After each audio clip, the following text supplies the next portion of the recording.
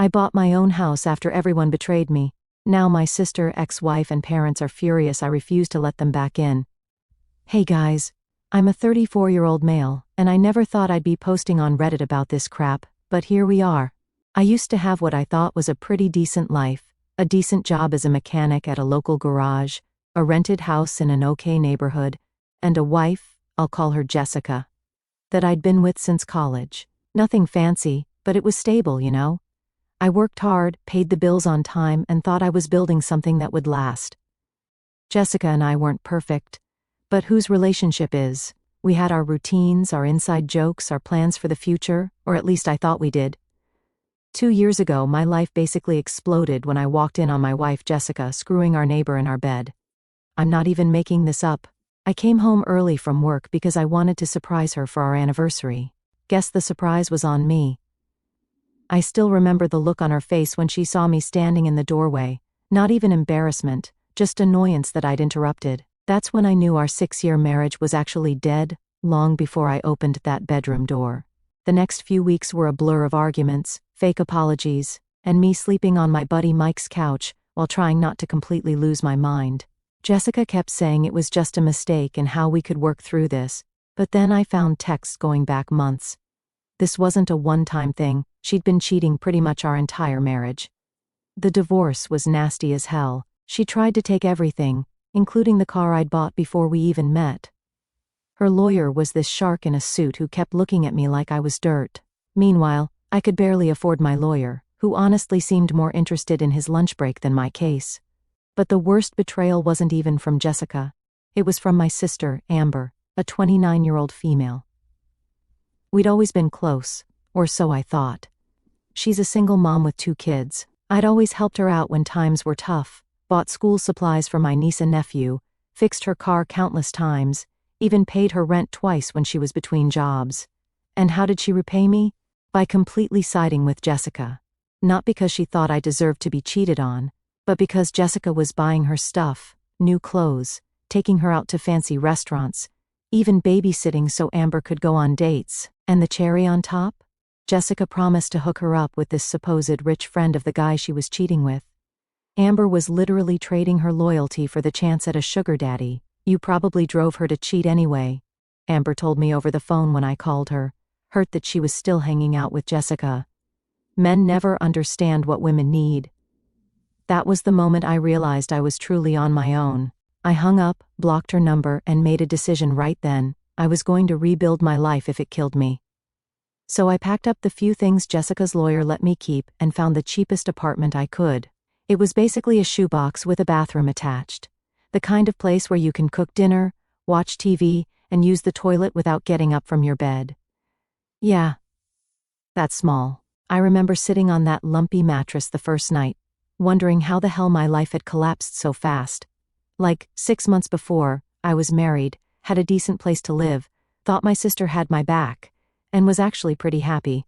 Now I was in a crappy apartment that smelled like the previous tenant's cats, my wife was screwing half the neighborhood, and my sister was Team Jessica all the way. The worst part was seeing their Instagram posts. Jessica and Amber were suddenly BFFs, posting selfies at restaurants I could never afford to take Jessica to, with these long captions about living your best life and toxic people, meaning me, obviously.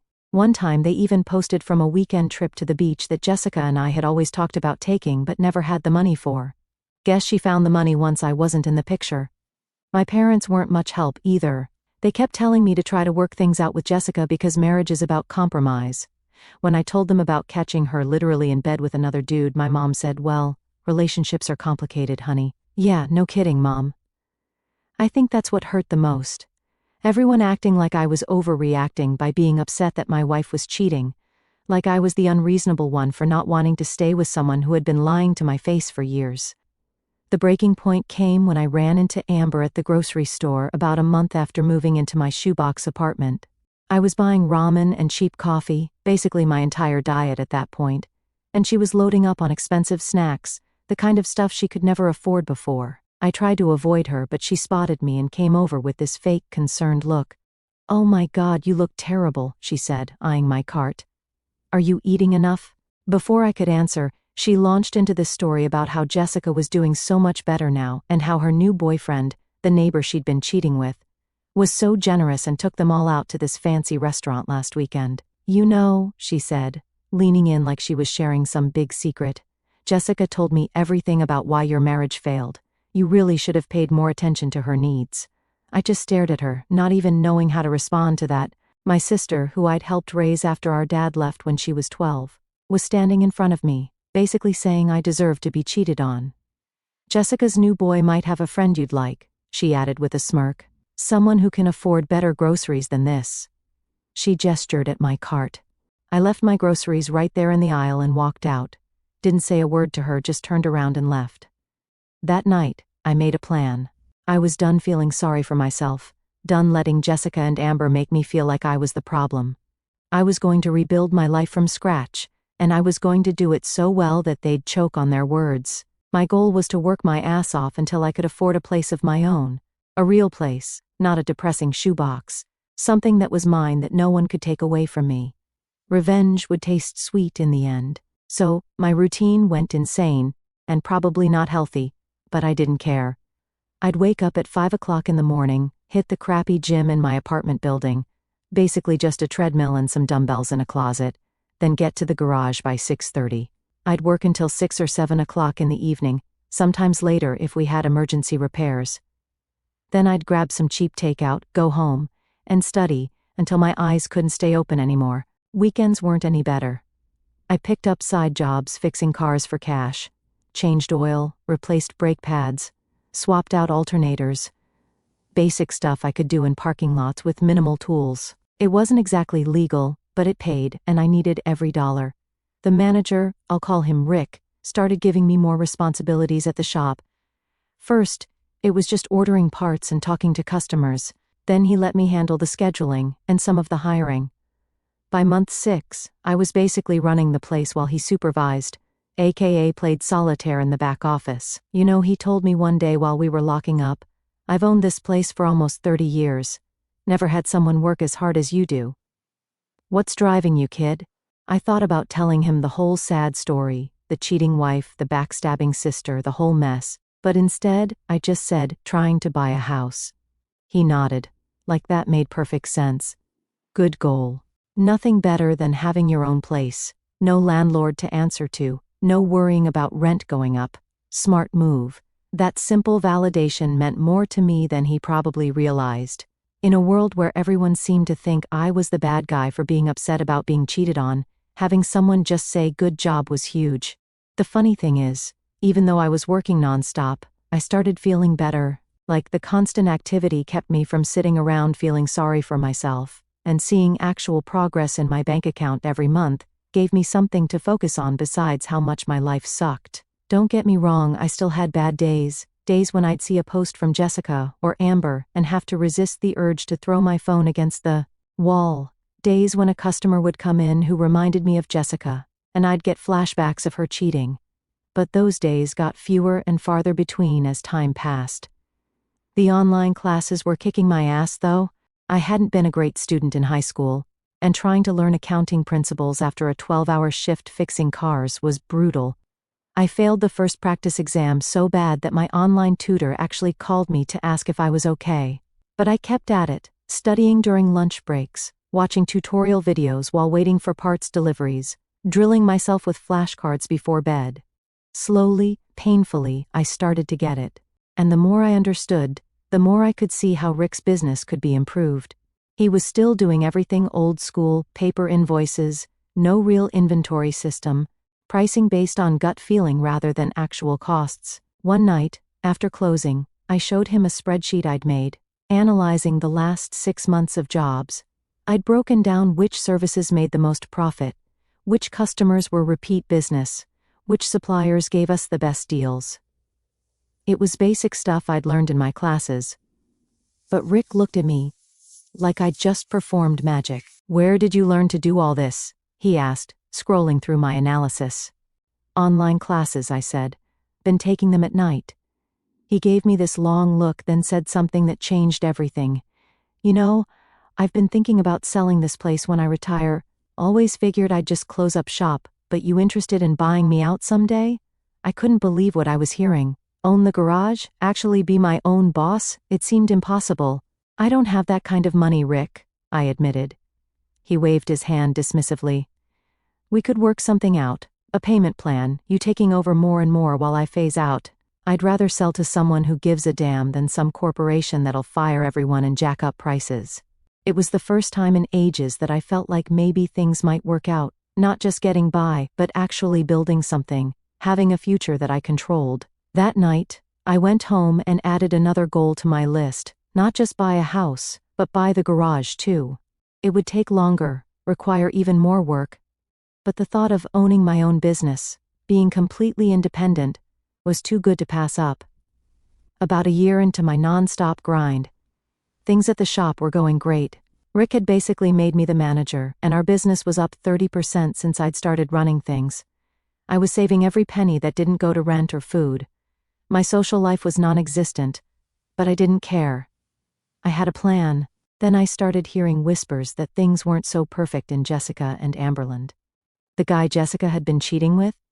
Yeah, he'd moved on to someone else barely 2 months after our divorce was final. Apparently, he wasn't interested in anything serious. And that rich sugar daddy Jessica had promised to introduce Amber to? Turned out he was just some broke dude pretending to be rich to get into clubs. When Amber finally met him, he tried to get her to pay for dinner. The shopping trip slowed down, the fancy vacations stopped. Jessica had blown through most of her divorce money trying to impress her new boyfriend, who'd now ditched her, and Amber, who did quit her steady job at the insurance office thinking she was about to land a rich guy, was struggling to find work again. I heard all this through Mike, who was still friends with Jessica's cousin. I didn't say anything when he told me, didn't laugh or say I told you so, just nodded and kept working on the transmission I was fixing. But inside, I'm not going to lie, it felt good to know karma was finally showing up. Rick noticed how much effort I was putting in and offered me a deal I never expected. He wanted to start the process of me buying him out of the business. "You're running it anyway," he said. "Might as well own it." We worked out a payment plan that would take years, but it was doable. Between that and my savings, I finally had enough for a down payment on a modest house in a decent neighborhood. Nothing fancy, but it would be mine. The day I signed the papers for the house, I immediately got a text from a number I didn't recognize. It was Amber. Somehow she'd gotten a new phone and wanted to reconnect, said she missed her brother and how family should stick together. I didn't respond. I was too busy planning my move. Then, one Saturday, I was at the shop late, finishing up a complicated engine rebuild, when Rick came in. He usually didn't work weekends, so I was surprised to see him. "Don't you ever take a day off?" he asked, shaking his head. I shrugged, got nowhere else to be. He sat down on the stool next to my workbench. "Look, I've been meaning to talk to you about something. My wife and I are thinking about moving to Arizona. Her arthritis is getting worse, and the cold winters here aren't helping. Doctor says a warmer climate would be good for her." My heart sank. Was he selling the garage to someone else after all my hard work? "So, what happens to the shop?" I asked, trying to keep my voice casual. He looked at me like I was an idiot. "That's what I want to talk about. I'm ready to accelerate our plan. Instead of the 5-year buyout we discussed, I want to do it in 2. You take over as owner at the end of the year. We work out a payment schedule you can handle, and I head west for some sunshine." I couldn't believe what I was hearing. It was happening way faster than I'd expected. "I don't know if I have enough saved for that kind of down payment yet," I admitted. "I just put most of my savings toward the house." Rick waved his hand. "We'll figure it out. You've already increased business by 30%. The place is worth more with you running it anyway. Maybe we adjust the percentages a bit. You get a bigger cut of the profits now, but more of that goes toward your ownership stake." We spent the next hour working out the details. By the time he left, we had the outline of a deal that would make me the owner of Rick's Auto Repair by Christmas. It wasn't perfect. I'd be stretching myself financially for a couple of years, but it was doable, and the thought of owning my own business before I turned 35? That was worth the risk. As I was locking up the shop, my phone buzzed with another text from Amber. This one was less friendly than the first. "Seriously? You're just going to ignore me after everything I've done for you?" Real mature, bro. I snorted. Everything she'd done for me? Like trash-talking me to my ex-wife? Like mocking my pain while I was at my lowest point? Like choosing Jessica's empty promises over her own brother? I typed out about 5 different angry responses, deleted them all, and finally settled on, busy with work. Talk later. It was non-committal enough that she couldn't accuse me of ignoring her, but vague enough that later could mean basically never. I had no interest in letting Amber back into my life just because her meal ticket had disappeared. When I got home to my crappy apartment that night, I looked around at the packed boxes and cheap furniture, and felt something I hadn't experienced in a long time: pride. In just a few days I'd be moving into my own house. In a few months, I'd own my own business. And I'd done it all by myself, while the people who were supposed to love me had been betting on my failure. And because nothing in this life is perfect, the next morning, I got a call from the real estate agent. The seller was trying to back out, claiming they got a better offer. My stomach dropped, but the agent reassured me the contract was airtight. It would just delay closing by a couple of weeks while their lawyers set them straight. Annoying, but after the year I'd had, one more obstacle wasn't going to stop me. 3 days before I was set to move into my new place, there was a knock at my apartment door. I wasn't expecting anyone, and the few friends I had left knew I was busy packing. I opened the door to find Amber standing there, looking nothing like the confident woman who'd mocked me at the grocery store a year ago. Her hair was a mess, her clothes were wrinkled, and she had this desperate look on her face that I recognized. It was the same look she used to have before asking me for money. "Hey, stranger," she said, trying to sound casual. "Can I come in?" I didn't move from the doorway. "What do you want, Amber?" She forced a laugh. "Can't a sister just visit her brother? It's been forever." "Yeah, about a year since you came to the grocery store to brag about Jessica's diamond bracelet," I said, crossing my arms. Her fake smile dropped. "Look, I made some mistakes, okay? I was stupid. Jessica fed me all these lies about you, and I believed her. I'm sorry." I laughed. "Where's Jessica now? Still buying you stuff?" Amber's eyes dropped to the floor. "We're not really hanging out anymore. She's going through some stuff. That means Jessica wasn't useful to her anymore." I sighed. "Again, what do you want, Amber?" That's when she noticed the boxes behind me. "Are you moving?" "Yep. Bought a house. Closing was last week." Her eyes lit up like I'd just offered her a winning lottery ticket. "A house? That's amazing. How many bedrooms?" And there it was. I could see the wheels turning in her head. 3, I said, knowing exactly where this was going. "That's perfect," she exclaimed way too enthusiastically. "Because, well, I'm kind of in a situation. My landlord's selling the building, and we have to be out by the end of the month. The kids and I have been looking, but you know how crazy rent is these days." I just stared at her, waiting for her to get to the point. "So, I was thinking," she continued, "maybe we could help each other out. The kids and I could move in with you. We wouldn't be any trouble. I could help with bills once I find a new job, and the kids would love having their uncle around." The audacity was actually impressive. After everything, the betrayal, the mockery, the complete dismissal of my pain, she really thought she could just show up and get a free place to live. "No," I said simply. Her smile faltered. "What do you mean, no?" "I mean, no, you can't live with me, not now, not ever." She switched tactics immediately, her eyes welling up with tears. "But the kids, they have nowhere to go. We might end up in a shelter. Is that what you want? Your own niece and nephew homeless because you're too selfish to help?" That's when I lost it, not by yelling or slamming the door, but by laughing. I couldn't help it, the sheer manipulation was so transparent. "Where were you when Jessica was screwing around behind my back?" I asked. "Where were you when I was sleeping on Mike's couch, when I lost my house, my savings, my marriage? Oh, right, you were shopping with the woman who destroyed my life, laughing about what a loser I was." Her face went pale. "That's not, I didn't mean..." I started to close the door, but she stuck her foot in the way. "Please," she begged, real desperation in her voice now. "I have nowhere else to go. Mom and Dad won't help. Jessica's ghosting me. And my friends. They can't take us in." "That sounds like a you problem," I said, echoing the exact words she'd said to me when I told her Jessica had taken most of our joint account before I could freeze it.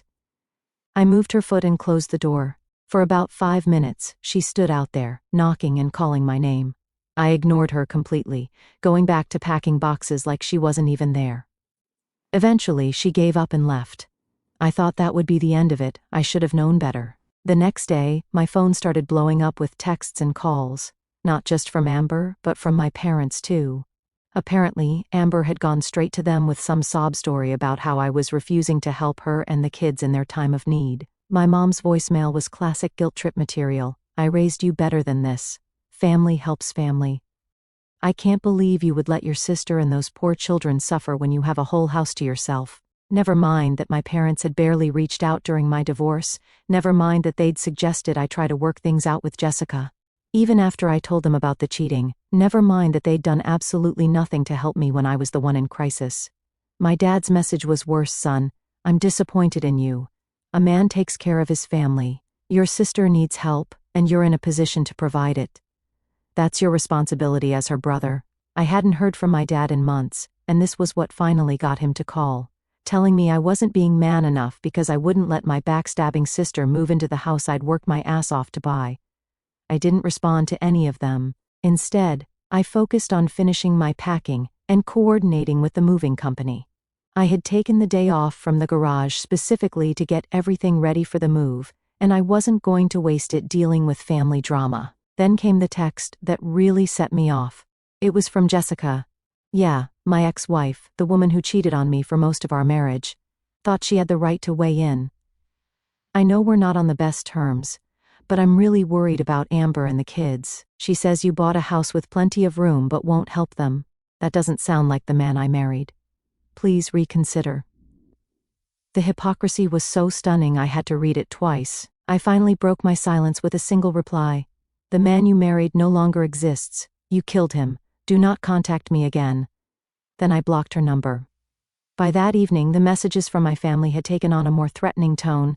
My mom was now saying she was going to have to get involved if I didn't do the right thing. My dad mentioned something about coming over to talk some sense into me. Amber had switched from begging to angry accusations about how I was showing my true colors, and always was the selfish one. I didn't care anymore. Let them come, let them threaten. I was done being the family doormat. The next morning I woke up to a new voicemail from an unknown number. It was Jessica's mother, my former mother-in-law, telling me she was very disappointed in how I was treating Amber, and that she had raised Jessica to believe family comes first. I nearly choked on my coffee. Yeah, Jessica really put family first when she was screwing the neighbor. I realized they were pulling out all the stops, contacting anyone they thought might have influence over me. It was pathetic and desperate, but also a little scary. How far were they willing to go? I decided to take some precautions.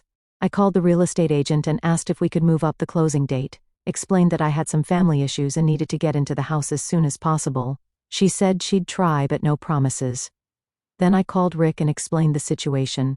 He was surprisingly understanding, even offering to let me crash at his place if things got too intense with my family. I also called Mike, who had been my rock through the divorce. He immediately offered to come over and help me finish packing and to be there when I moved, in case my family tried to show up and cause trouble. Dude, he said, they're only coming around now because you're doing well. Where were they when you were sleeping on my couch? Screw them. It felt good to have people in my corner, even if they weren't blood relatives. That afternoon, the real estate agent called with good news. We could close the next day. The seller had finally accepted that they couldn't back out, and all the paperwork was ready. I'd be able to move into my new house 48 hours earlier than planned. I didn't tell anyone in my family about the change in plans. Let them show up at my empty apartment. By then, I'd be safely in my new home with a security system installed and no forwarding address left behind. Moving day came, and I left my crappy apartment behind for good. My new house wasn't anything special by most people's standards, but to me, it was everything. I spent that first night sitting on my back porch with a cold soda, looking up at the stars, feeling like I could finally breathe again. And I did something I probably shouldn't have. I posted a few photos of my new place on Facebook. Nothing flashy, just a simple new chapter, new home post. I knew Amber would see it. I knew my parents would see it. Part of me wanted them to. The reactions were immediate. Friends I hadn't talked to in ages congratulated me. Guys from the shop liked the post. A few people from high school commented about how well I was doing, and then the private messages started. My dad, telling me how disappointed he was that I would flaunt my success while your sister struggles. My mom, saying I was being needlessly cruel. And Amber, she went nuclear. She posted this long, dramatic rant on her page about how money changes people. She didn't tag me, but everyone knew who she was talking about. I didn't engage with their drama. I focused on the garage. Business was booming, and Rick was talking about retiring earlier than planned. We were working out the details of me taking over completely within the next year. For the first time since finding Jessica with that guy, I was actually happy. Not just surviving, but thriving. And I'd done it all on my own. But of course, they couldn't just let me be. 3 days after I moved in, my mom called from a new number I hadn't blocked yet. I picked up without checking caller ID, thinking it might be a client from the garage. "Hello?" Finally you answer. My mom's voice was that special mix of relief and accusation. "We've been trying to reach you for days." I sighed. "What do you want, Mom?" "What do I want? I want you to act like the son I raised. Your sister and those children are about to be homeless. And you're ignoring their calls while living in a big, empty house all by yourself." I had to laugh at that. Big, empty house? Mom, it's a modest 3-bedroom in a middle-class neighborhood, and it's not empty. I live here. "You know what I mean," she snapped. "You have room. They need room. It's that simple." "Nothing's ever that simple," I said. Where was all this family concern when Jessica was cheating on me, when I was the one who lost everything? There was a pause on the line. Then, in a softer voice, she said, "That was different." "How? How was it different?" I demanded. "You're a man," she said, like that explained everything. "Men can take care of themselves. Amber has children." And there it was. The double standard that had defined my entire relationship with my family. I was expected to handle everything on my own, to sacrifice, to be the strong one. But Amber? She got endless excuses. "Mom," I said, keeping my voice calm.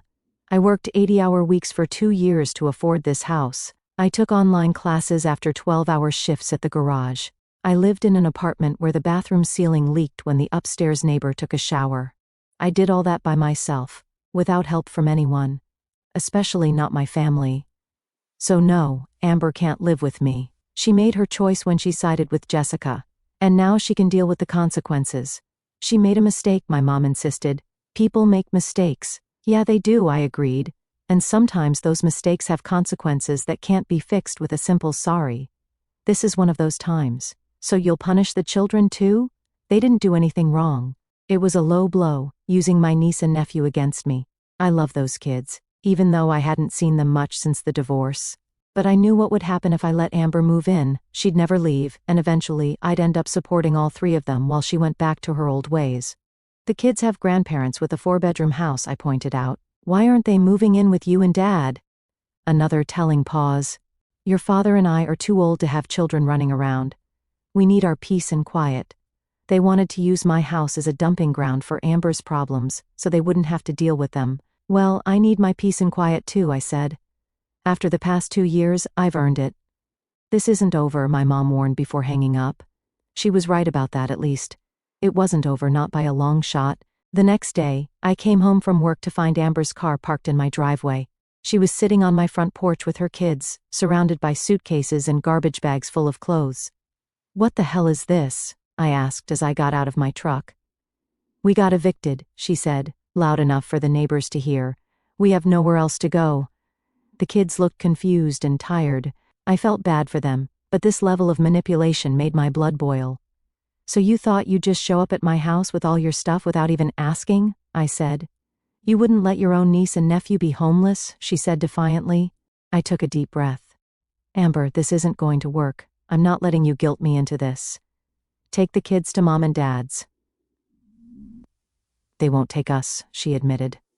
"They said they're too old for kids." "Then call Jessica," I suggested. "You two were best friends, remember? Shopping buddies. She can put you up." Amber's face darkened. "Jessica and we're not really talking anymore." "Shocking," I muttered. "Look, I feel for the kids, I really do, but you can't stay here." "You're a real piece of work," Amber spat, "acting all high and mighty because you've got a house now. Newsflash, you're still the same loser Jessica cheated on. No wonder she couldn't stay faithful. Who would want to be with someone so selfish and cold?" And just like that, any guilt I might have felt vanished. That was the real Amber. The one who had mocked my pain, who had chosen Jessica over her own brother, who was now trying to manipulate me using her children. "Get off my property," I said coldly. "Now, or I really will call the cops." She must have seen something in my face that told her I meant it because she started gathering up her bags. "Come on, kids," she said loudly. "Your uncle doesn't want us. We'll figure something out on our own, like we always do."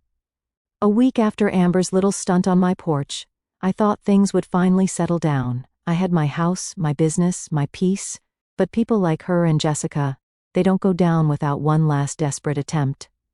I knew better, so I took precautions. The morning after Amber's stunt on my porch, I went straight to the county clerk's office and filed for a no trespass order against her.